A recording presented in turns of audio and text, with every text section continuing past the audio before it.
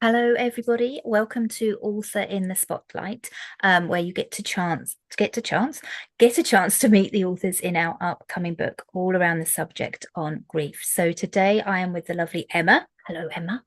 Hi. How are you? Without further ado, I will hand over to you just to give us an introduction to you and anything that you want to share about you today.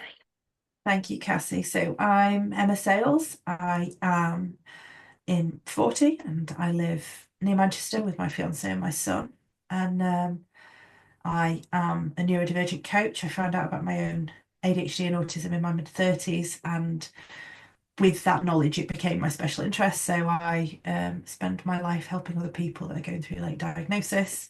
I'm a Lego fan. I like karaoke. I have Pokemon in my office and on my t-shirt. And generally, I'm a bit of a nerd. And yeah, that's a bit about me. Amazing. It's lovely to have you with us today. And so obviously in the upcoming book it's around grief, the subject of grief. So what was it that made you want to get involved in the book? Well, firstly, it's a great idea. I think there's so many different ways that grief can present. I talk to clients about grief around processing neurodivergence, which I didn't write about, but I could have. And like, there's so many different ways that grief impacts that you wouldn't necessarily think. And essentially, to create a book that is around all different kinds of loss and processing that and acknowledging that it is grief and that that's okay is it was a really interesting concept to me. And having worked with you before with the children's mental health matters stuff, I knew that it would be a really great experience. So I thought, if I'm going to do this, then I'll do it with Cassie because I knew it was going to be the easiest way I could approach it. And I've just come through some processing of some stuff, and I thought, you know what, bite the bullet, and I signed up for it. And that's what happens, is I sign up for things and then I have to do them because I've impulsively signed up, and therefore this is the thing I have to deal with now. So yeah, it was a combination of all those factors, really. I'm really pleased I did, because it has been a really helpful experience to be a part of so far. And I'm quite excited to read the book on a whole when we get to it in a couple of months. Yeah.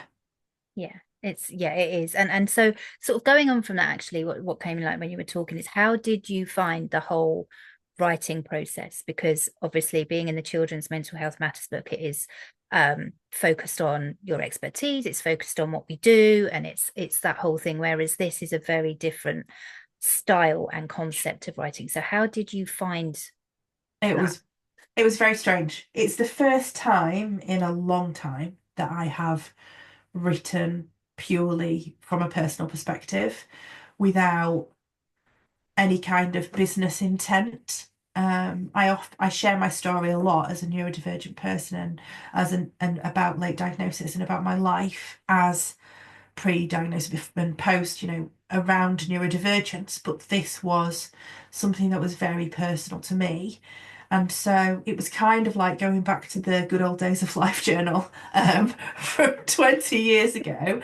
And but knowing that it was going to be public was quite, yeah, it was an interesting one.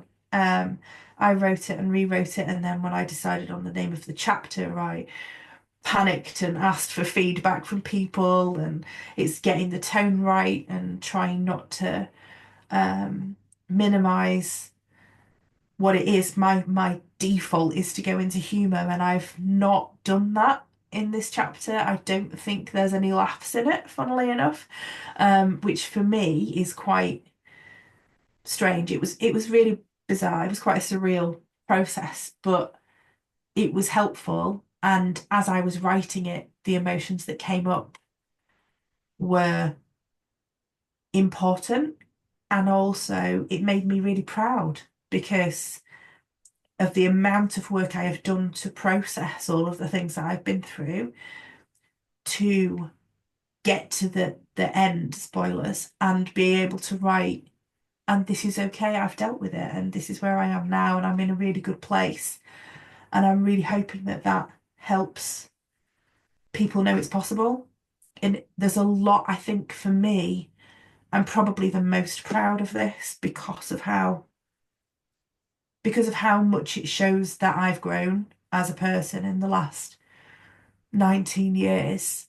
Um, it really is something that yeah, it was quite humbling in a way, without getting emotional. But yeah, it was quite a really, yeah, it was really positive for me to acknowledge the progress and acknowledge the stages that I went through. And yeah, Amazing. And I think it's so obviously, I've done books that have been more factual based and things like that. But I think the the thing I find, and again using that word humble, is that it's you get to share your side. So you're hoping that other people, obviously the reader, will relate and that they will feel seen or, get something from it.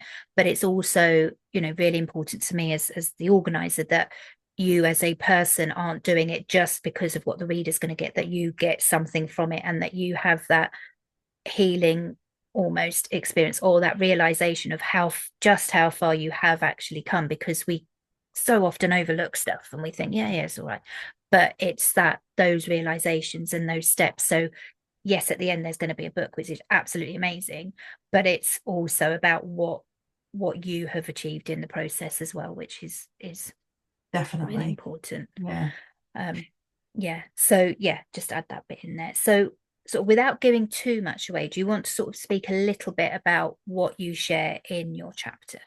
Yes, so my chapter is called How to Grieve a Guy in Three Ways, because it is about a relationship that I had that started in my teens, that ended, grief number one, and then he passed away. Um, he died by suicide, grief number two, and there was all the processing around that. And then when I was purchasing my house with my fiance that I live in now, um, I had to look at it through. There was a lot of things that came up that were triggering for me, and I had to revisit the whole experience and look at it through a completely different lens. And that was going through it all again, dredging it back up. So it's basically three different experiences you don't expect. You don't expect to have to grieve the same person three times in three different ways.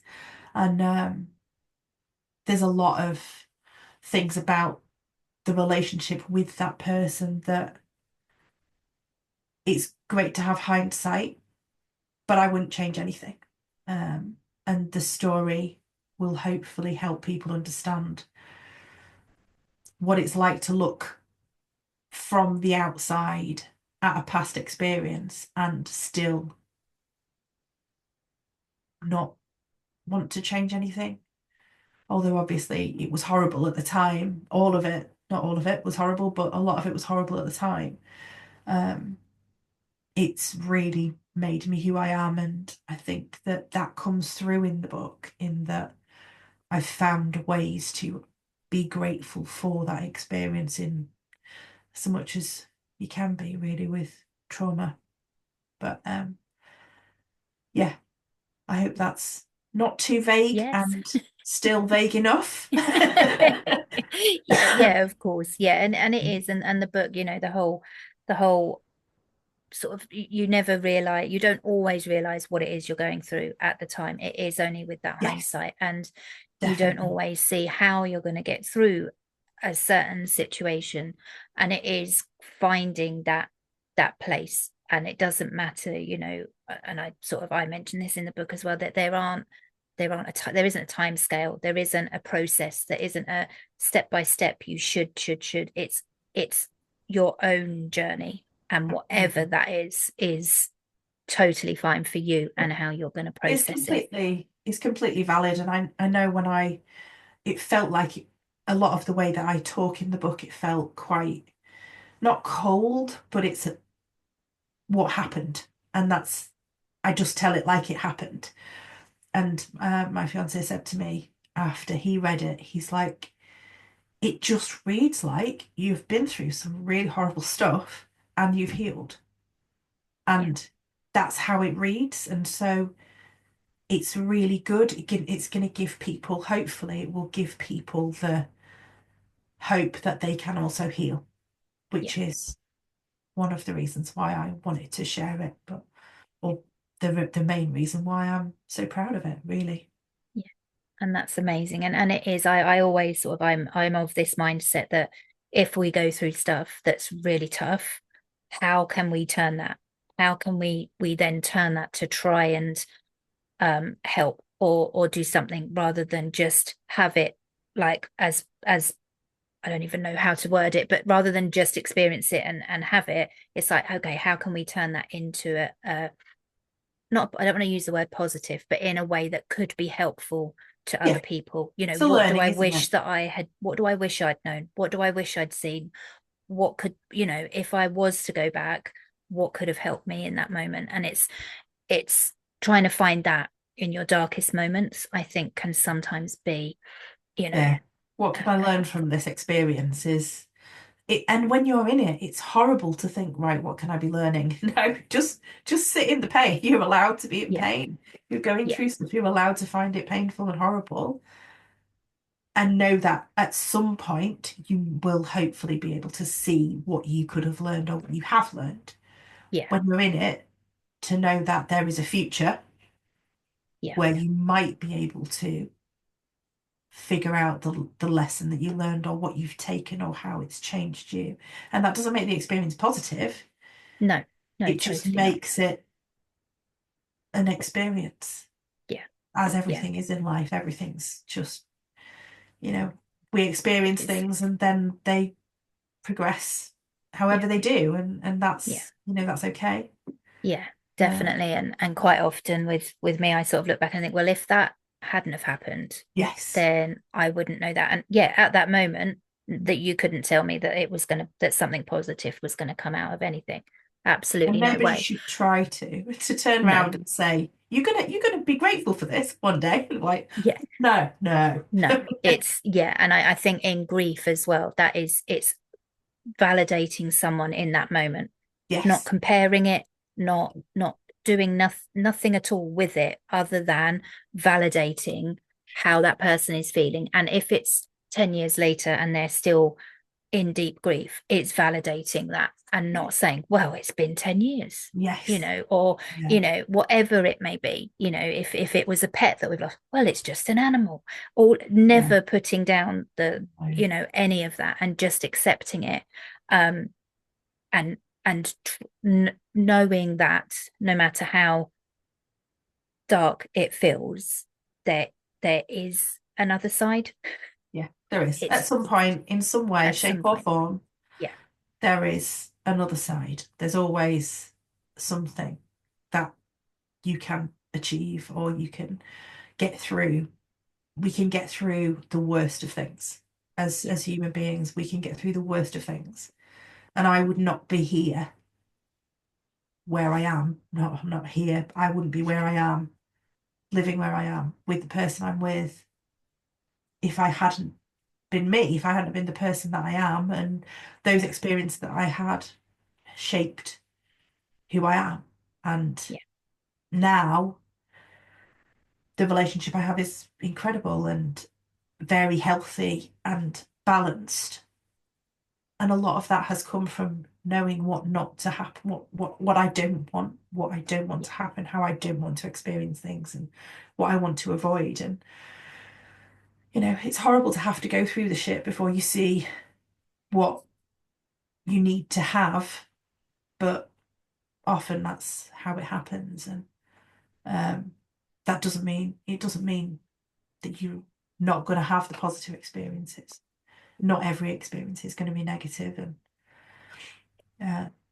yes, yeah. It is. It's a difficult one, and it is a difficult theme, and it's a difficult thing to talk about. And that's one of the reasons why because if you know me, I always sort of go for difficult stuff. It's like, why not do this and why bringing not? that to the forefront and helping people that may feel very isolated and whatever, that there is, that it's okay to have whatever these feelings are. And whilst we aren't experts in, we're not grief experts or whatever you want to term it, we have gone through these experiences in life, which, if that means that people want to connect with you for whatever reason, then obviously your link tree, it Absolutely. is in the book, and it will also be with the interview. So, not to give any practical advice or next steps as to what to do, but if it's like, if you feel seen and whatever, Yes.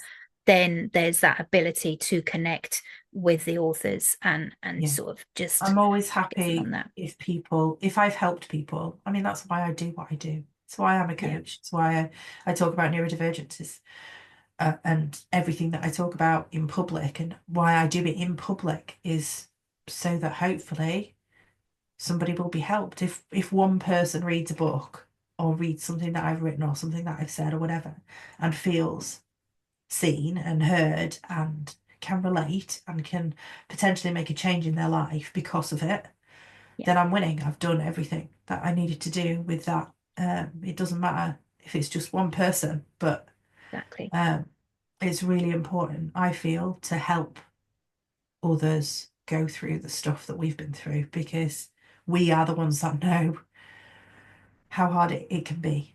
Um, Yeah, but there's always exactly. these people that have inspired me and that have helped me. And yeah, if I can do that, then I've achieved something.